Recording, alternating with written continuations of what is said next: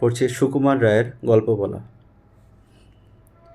এক যে রাজা, থাম না দাদা, রাজা নয় সে, রাজপেয়াদা। তার যে মাতুল, মাতুল কিসে, সবাই জানে সে তার পিসে।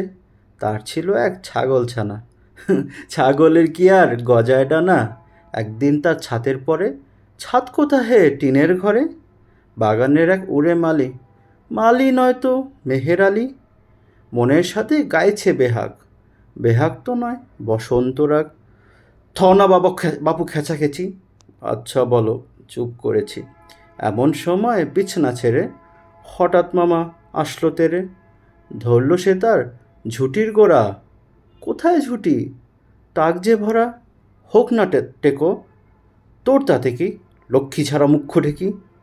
ধরবো ঠেসে টুটির পরে, পিটব তোমার মুন্ডু ধরে। কথার ওপর কেবল কথা, এখন বাপু পালাও কোথা।